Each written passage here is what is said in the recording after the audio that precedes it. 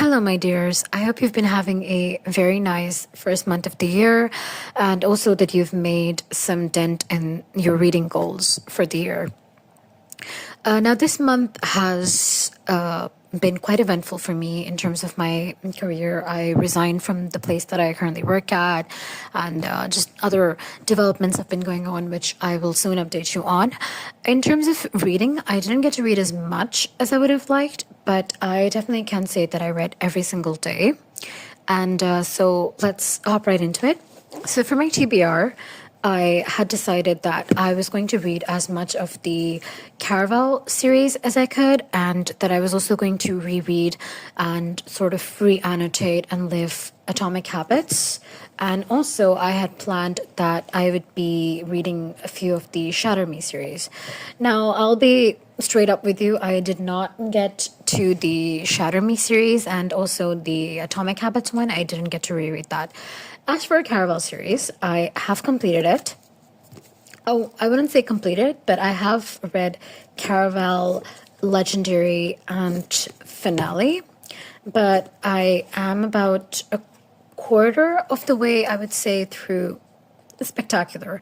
But I don't know if you'd count Spectacular as part of the series because it's like a short sort of holiday novella. It seems a little bit like a children's story as far as I'm reading it. Anyways, so my thoughts on the Caraval series. I'll start with Caraval. So I had a real journey with this book, with Caraval. I started reading it last month in December, I believe like the start of December. I started reading it by giving myself a challenge where I was going to complete my thesis and the Caraval series, or the Caraval book, just in 1 week. So alhamdulillah, I did complete my thesis, but I hadn't really gone that far through Caraval, maybe like 50 pages through. So, and then I had a lot of other things come up and I just neglected my reading of the book. But this month I completed it. I completed it in like about a week, and so I gave it 3.5 stars. And I have a really I have a system for my rating, which I took from another YouTuber. I don't remember her name, and then I improvised it a little bit. But basically, the way that I rate my books is that I reserve 1 star for the characters, whether I like the characters, whether the how shall you say, like the backstories of the characters are developed enough, whether the character doesn't act out of character too much, if you know what I mean. Like, you know, if they're written like real human beings and not like basically, you know, like something.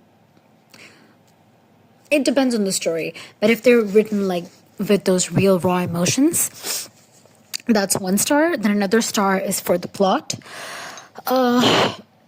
Basically how the plot is written, as well as how it's developed, how the story is built, how many plot twists are there, how unexpected are there, how well received are they, and then 1 star goes, of course, for the writing, how much the writing resonates with me, how much, even if it doesn't resonate with me, how much like basically how well written is the book, how enjoyable is the writing. Even if I don't relate to it, I should be able to appreciate it. I should be able to appreciate the just like the beauty in the writing, right? And then 1 star I give for, so that's 3 stars. The 4th star is for fulfillment, how fulfilled I feel after a book. So even if I don't like the book very much, but I feel like it played its part, all the like the storylines went where they were supposed to be and everything was fleshed out the way that it should have been, then that stands for 1 star. And then the last one, the 5th star, is left for a book that I feel is going to last forever. Now, definitely even like your favorite books or even classics that you read that really, really touch you, they definitely need like some rereads in order for you to like remember the majority of the aspects or the majority of the things that happen in those books. But still, a book needs to be amazing enough that it just, I know that it's left a lasting imprint on my soul, even if I don't remember every single little particular about it, right? I used to be pretty like easy with my stars. I just used to like give every book that I even like slightly enjoyed 5 stars. But ever since I've been using this system, it's I've been a little bit more critical about the stuff that I'm reading, which I think you should be, because that helps you to think much more deeply. So for Caraval is 3.5 stars. I gave 1 star to the characters, 1 star for plot, 1 for writing, 0.5 for fulfillment, and then 0 for lasting forever. So I definitely felt with Caraval that the writing was very refreshing. It was very beautiful, very I wouldn't say one of a kind, but it was wholesome, right? Because you had this world which had already been built up with the Seawantine dynasty and with the Meridian Empire and what was it? It was the private island of legend, I believe, where Caraval took place in this series. I did start off this series thinking that the plot of the book, it wasn't like important enough when compared to like other fantasy books that I read. Like I usually read fantasy books where the whole fate of the world is resting on the shoulders of a person or a group of people, right? Or where there's something really substantial happening. I just didn't feel while reading Caraval that something very substantial was happening. I exactly felt like it says that, remember, it's only a game. I felt like it definitely was only a game. There wasn't really anything, like world changing or life changing happening in it. Which is one of the things that like threw me off a little bit. But then I also thought that some books, I was coming to terms with that concept. I was thinking that, yeah, some books should be, like just a book, not have like this huge, I'm talking about fantasy books basically, but not have like this huge purpose or, not be like this world changing phenomenon. I also, another thing that I noted here was that, so there's 2 sisters, right? There's Scarlet Drachna and there's Donatella Drachna. So I definitely noticed that usually the main character is a Donatella Drachna type. Atella type, where the main character is headstrong and just passionate and, just really wants to just grab what they want to get and just like take it, and really adventurous. However, the main character in this book was the other sister, which was Scarlet Drachna, and she's way more cautious, way more sensible. She thinks things out a lot before taking actions, which isn't like the usual main character. So that also was like a refreshing sort of perspective, which is not usually something that you see in books, right? I did like that. So I gave this 3.5 stars. I was very much interested because the ending was, it was nice. It was nice. It wasn't something like, oh my God, just like throw the book away. What did I just read? It wasn't anything like that, but it was nice. It was interesting. And I definitely did feel motivated to right away pick up the next book, which was Legendary. Now, this is my favorite book from the whole series, Legendary, and I gave it, I believe, 4 stars. So I gave 1 star each to the characters, the plot, the writing, and fulfillment. As for Lasting Forever, I gave it 0 stars because although I enjoyed this the most in terms of all of the other things, but it still felt like more of a bridge. Not a bridge in terms of the substance that it had, but in terms of like the story development, I'd say it's a bridge. Because like in Caraval, we are just introduced to the whole world and we see this whole game play out. We see the dynamics of all the characters, and by the end of it, we basically get the point. We feel like we get the point of the series, right? And then in finale, of course, that's like the ending, the true ending, as it says. In Legendary, we play the whole game or whatever, but I feel like the main purpose of the book was to find out who Legend is. Yeah, to find out who Legend is, and maybe to find out a little bit about the fates. However, everything else about the book was the most enjoyable, and I definitely, although I've been coming to terms with the fact of like Scarlet being the main character and with the fact that this is not going to be that important of a fantasy story, the world is not going to like be changed or be saved in it, but there was literally a line like all of that changed. So Tella was the main character in Legendary. That changes. And then there was literally a line in Legendary that said the world was about to change. So definitely a lot of things happened, and definitely the fate of the world was then on the the shoulders of these individuals. So yeah, all that was like thrown out the window. And we definitely saw a lot of the plot and the story flesh out a lot more. It was definitely quite well written. And by the end of it, I was itching to pick up the next book. And I was hoping that the next book, Finale, is going to be even better than Legendary. So I thought that Caraval was 3.5 stars, Legendary was 4 stars. Finale has to be like a 5, or if not a 5, a 4.5 stars. However, Finale was the book from the series that I enjoyed the least, I'd say, and I gave it 3 stars. So I gave it a 0.5 for characters, 0.5 for plot, 0.5 for writing, a 1 for fulfillment, because the story did like end in a satisfactory way, and we did have like the true ending as it says. More on that later. And then 0.5 for lasting forever. I'll start with the lasting forever part. The reason why I gave this any attention at all, the lasting forever part for Finale, was not because of the book itself. It was not like that great of a book, or writing or plot development. Definitely the writing was like the least favorite in this one, but I gave it lasting forever because of the romances in it, because of Scarlett and Julian and Tella and Jackson Legend. I won't take his name so that you guys, so that there's a little bit of like a little bit of mystery left there. You don't get spoiled by what I'm saying. I'm definitely not giving any spoilers anyway, so chill out. So what I noticed was with this book was that the writing was a little bit shoddy, as well as the plot development. They were a little bit shoddy at times, and it actually felt at points like the book was not written even by the same author, I would say. There were like so many plot holes, or so many different plot holes that I would have liked, right?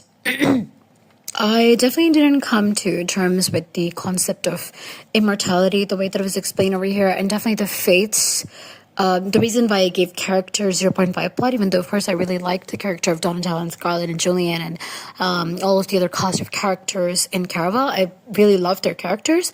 I also definitely loved the fates, especially Jax. I hate to say it, but I really think that there's a lot more to discover there.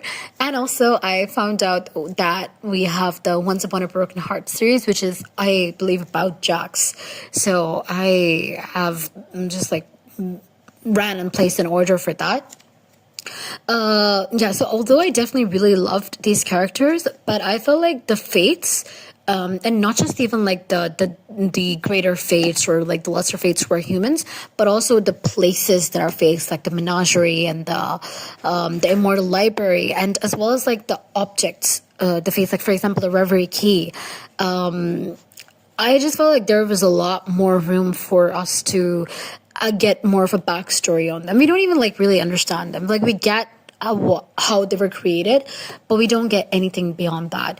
We understand that they cannot love, but like why can their loving turn them from an immortal to a mortal? Like this doesn't make sense, especially the whole concept, how it's played out, that if they love for even a few minutes or a few seconds, if they feel love, they'll become mortal, and then they can be killed, basically. And then if they stop loving in the instant before they get killed, then they won't be killed. Like that doesn't make sense. I will honestly say it felt like the author felt like she had written these 2 really amazing books, and she'd made people fall in love with these characters and the story and basically want more. So it was like whatever I give them, they're gonna eat it up. But I didn't like eat it up. I was ready to eat it up, but I wasn't able to. So yeah. However, there were a few things in the series as a whole which I really enjoyed, and I also thought that since these books, although they have like different ratings for me, but they weren't like drastically worlds apart. Like I wouldn't say that I wished that I'd never picked up Legendary, never picked up Finale. I wouldn't say that. So I feel like it deserved. That the series deserved for me to give it its own like rating, right? And so I gave the whole series as a whole a 3.5 slash maybe 3.75 or 4 stars, and I gave the characters 1 star, 0.75 to the plot, 1 star to the writing, zero point 0.5 slash 0.75 slash 1 to the fulfillment. Because I really want to know more about the fates, and I really want to know more about like the concept of immortality. I wanted that to be explored more, right? So I can't say I feel like completely fulfilled. I feel like there's still stuff left that should have been explored, avenues left which should have been taken, right? Maybe it's gonna be covered in the Once Upon a Broken Heart series. I'll see. Yeah. Another thing that I really liked was the description of the food and the clothes and the places. That was nice. It actually reminded me a little bit, I don't know why. They're not really that similar, but it just reminded me of the selection for some reason. Oh, and another thing that I liked was the way that all three of these books were structured. So for Caraval and for Finale, I believe we have like day 1, 2, 3, 4, 5, and so on of Caraval. And then for Finale, we have the beginning, the middle, the almost ending, and the true ending. And that was really nice to have this sort of structure in all of the books to know where you're standing in the book at any given point. That was very nice. As for Spectacular, I don't really feel like this warrants very much of like separate discussion. It's a very different sort of book. It's definitely like one of those Christmas special episodes that you get in your the seasons that you're watching, where it's just like you could just like do without that episode. They've just put it in there for no specific reason at all. Maybe I'll see what happens when I get to the end of it, but right now it's not really going anywhere. It's like whatever. Of course, I like that I'm getting a little bit more about these characters, but it's not anything that I'm blowing my mind over. It's very just neutral, whatever. I could do without it as well. All right, I would also like in this video, because I don't want to spend a separate video about it, but I would like to show you a little bit more of some shopping that I got in terms of books. So I want to go on a book buying ban, but I don't think I'm gonna do that, especially since there's like so many like great deals out there. I obviously have ordered the Once Upon a Broken Heart series, and then I was just like hiking with my friends, and then we went to just a bookshop in the street which had a sale where they were practically selling these books off for nothing. And so I got them. They're really like childish stories. One of them actually doesn't even have a cover, but it's one of the Hardy Boys series. It's called The Hardy Boys in the Outlaw Silver. I got that. Then I got another, The Famous Five. I got Five of a Wonderful Time because I didn't have this one. I believe there's like 15 or 25 of the Famous Five series, but I have most of them. I didn't have this one. So I got this. And then I got Up the Faraway Tree by Enid Blyton. I have not surprisingly read the Up the Faraway series books, although I've read like almost all of Enid Blyton's.